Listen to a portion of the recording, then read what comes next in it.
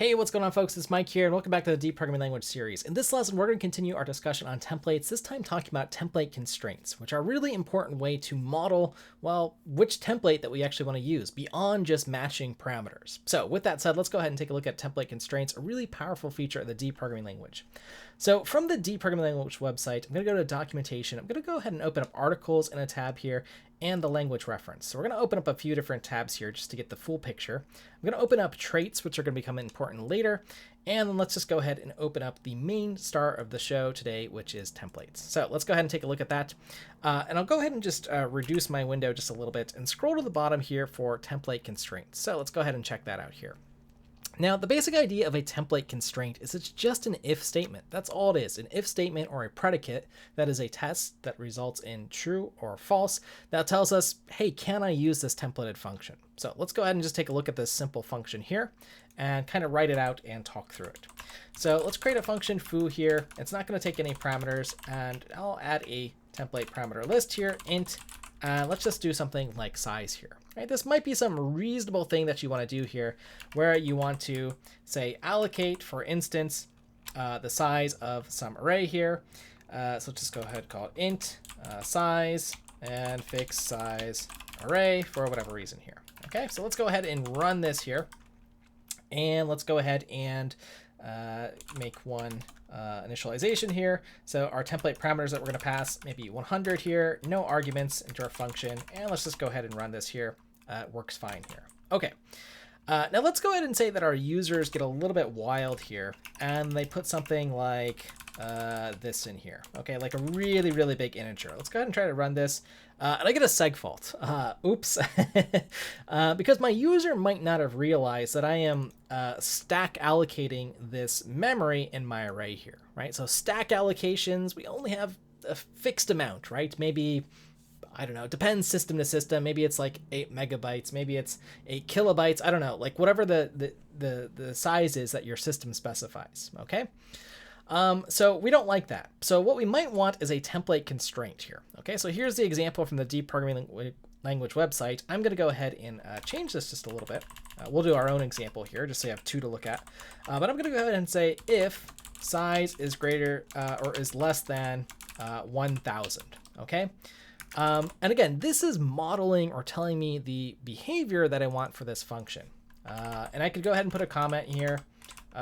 Size is constrained to 1,000 because we use that to allocate on the stack somewhere, for speed, and that's something the user should know. Okay, so something like that here. So now let's go ahead and run this, and instead of getting a segmentation fault and having our program like crash later on when we're testing for hours and hours on our system, I get this, which is a little bit more useful, I will argue. It says error template instance here, so it's telling us main foo with 1 million or a billion or whatever we put in here, does not match template declaration for foo in size with the size, whatever this number is here again. We should probably put in the separators. Let me see if I remember the separator syntax here. I think it's, is it underscore? Let's see, or is it, it's one or the other, I can't remember. Yes, okay. So anyways, 100 million's too big here, okay? And it's telling us on the parameters here that these are the little tip here, satisfied constraint, or the not satisfied constraints are marked with a little right angle bracket here. So this one here, okay? Size less than 1,000, that's not what we wanted. Let's go ahead and do 999. Let's try that. Are we gonna be happy? Yes, we are happy because we've now satisfied the template constraint. Okay, so that's the idea here, and we can use these for structs, functions, classes, anywhere where we can have templates. Okay, our template blocks, etc. So really powerful tool, and again, the point is to sort of model the behavior here. Now, how we'll often use this is with things like the traits library, which I've opened up here. Let me go ahead and show you an example. Just to show you something pragmatic here, or at least that I think is pragmatic, that we might have here.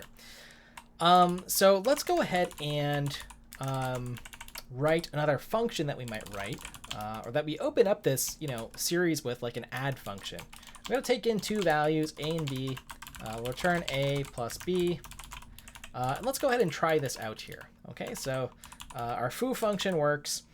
Let's do add 7 and 2. Let's write out the result here. So something like that.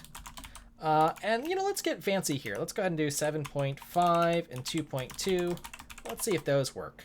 Yeah, they work. Okay, so it's doing the right thing. Again, D is smart enough to figure out this is a double type, so we don't have to specify that it's a float and whatever.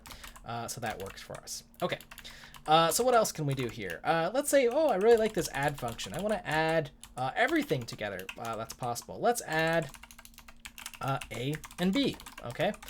Uh-oh. Now I'm getting weird error messages. It's saying invalid array operation A plus B. Possible missing bracket notation. Okay, interesting. Did you mean to concatenate A and B? Okay, that's actually a helpful error message and a nice job by the decompiler there.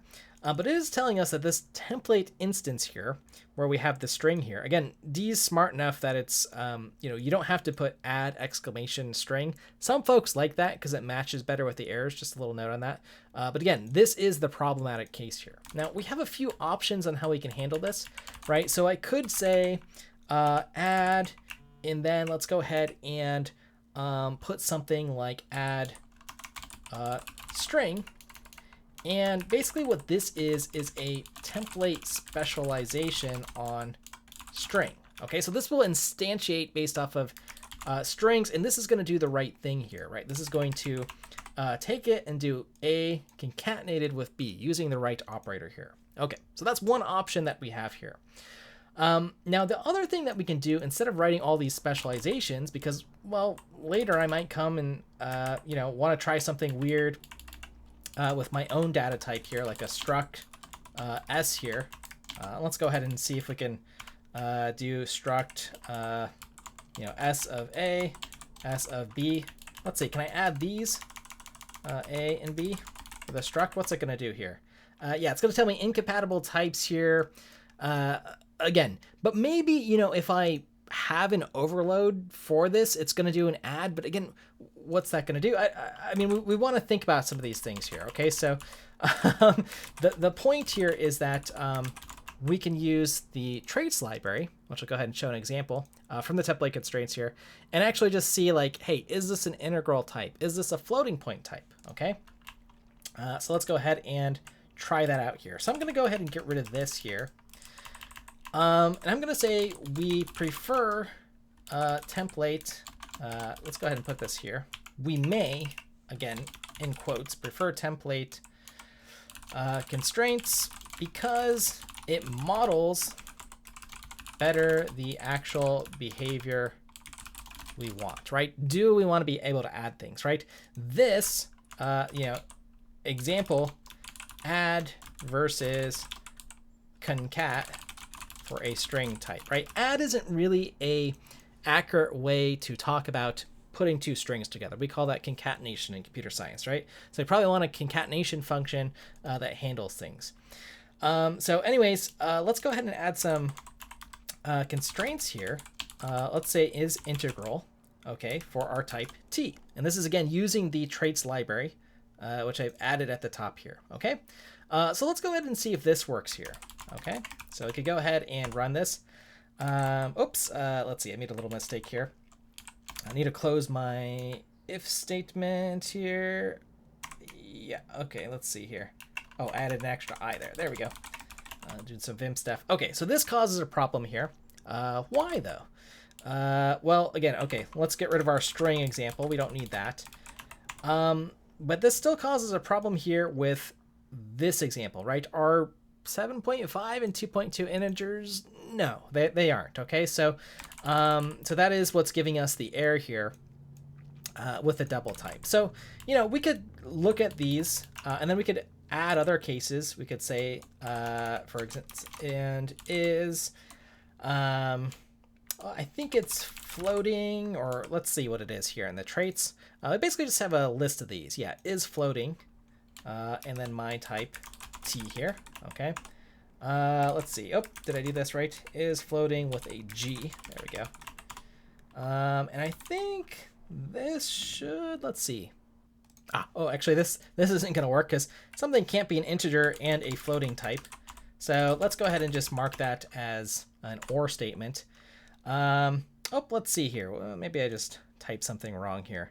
Is floating. Okay, it has to be a floating point type here. I wonder if I have a is double here. Let's see.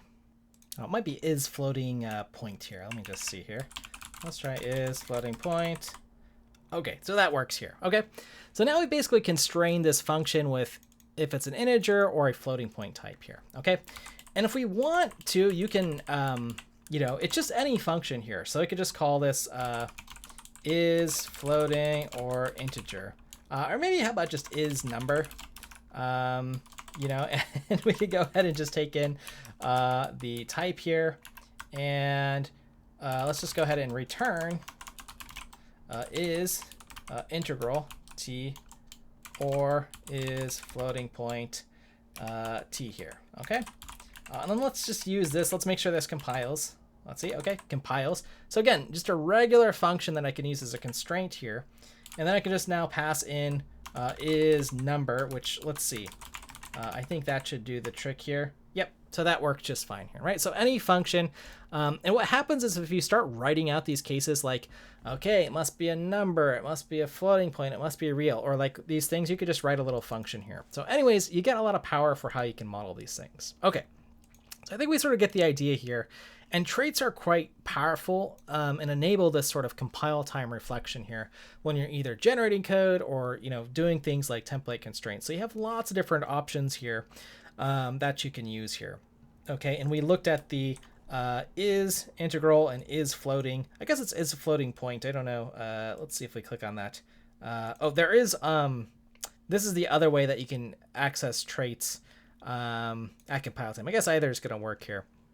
But that's something just to keep in mind. So anyways, with that said, that's just a little brief introduction into the traits here. I'm going to go through the constraints article. I believe it's down here. Yeah, in template constraints. Again, it's going to give you some more ideas so you could read this. This could be a very useful example. But basically, sometimes you don't want to have all the specializations, and sometimes you want to model or constrain, again, what things you can add. Is it just anything that happens to have a plus operator you can do, or was it truly meant for things that are a number as we modeled here, right? So is number is our constraint for add. And if I want to add two other custom structs, maybe I need to write that function or think about it. Or maybe add a predicate for is a number or this type here. Again, you can think about how you want to constrain these things here, okay? So anyways, template constraints allow you to, again, just have a little bit more fine-grained control. It could also protect against things like if there are any like conversions, or if somebody like casts some different type, to kind of give some different warnings here. Okay. So anyways, there's some examples in this article that are nice for computing. If we have prime numbers, we have is expressions here just for checking the type here. That's a good use case. To see if the type is some sort of float or double or real. This is another way that we could complete our is number, right? We should add in reals here, or doubles, or maybe just the specific types. And then let's see here. And then we can use the underscore traits here to do interesting things. You can actually do some really interesting things here. Like there's a compiles trait that you could do. And then you can check if this is valid code. So this might be a useful thing, a useful test here. This is addable here to basically see, will this decode compile? So this is actually pretty cool here. And it says if it compiles, we'll accept it. It's valid or something. Okay, so could be useful if you're reading in like a mix-in or generating code, for instance, to check if it compiles. And then maybe you have some other, attribute or whatever. Okay. Alrighty, so let's see what else is in here. I think that's basically most all of what I want here. But it is interesting that this also gives us another option with the template constraints beyond just overloading like a function name or type to see if it's a close match, that you can also have two of the same functions that will overload. Let's actually show this last example here, just because I think it's kind of interesting. Like this one here. Let's go ahead and change this example around here. let's have the memory be dynamically allocated. So if it's greater than or equal to this, let's say doing the heap allocated array.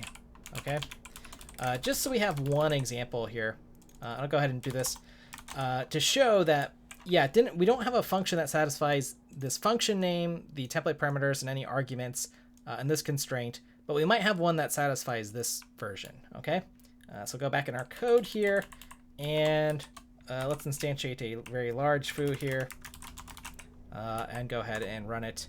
Again, that's going to work, right? It is going to find a function with the right name, the right template parameters, and that satisfies the right constraints. It's a really, really nice tool that we have. Really powerful and probably underrated feature of the language, especially if you're writing libraries and doing maybe performance sensitive stuff or want to test some different things. I think it's really neat here.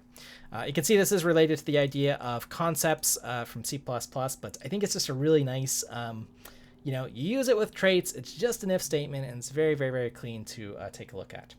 All right, folks, so with that said, I'll go ahead and leave you there. Go ahead and try to play around and try some of those examples. I think they're really, really nice, to play around with these and have some fun here. And as always, you can track your progress on courses.msha.io if you're following along in the D programming language series, for instance, and keep track of your progress for free there. I think it's really fun and nice way to work in a distraction-free environment. But anyways, folks, with that said, thank you for your time and attention. This was a jam-packed lesson. I had fun with it, if you couldn't tell, and it's a feature that I'm really excited about and actually use because it's easy to use, it's the right thing, and it models the right sort of behaviors. And again, with the traits, you can do very interesting things.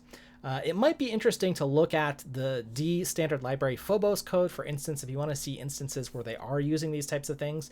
I'm sure Algorithm and some of these other places have interesting use cases. So that might be a place to dive in.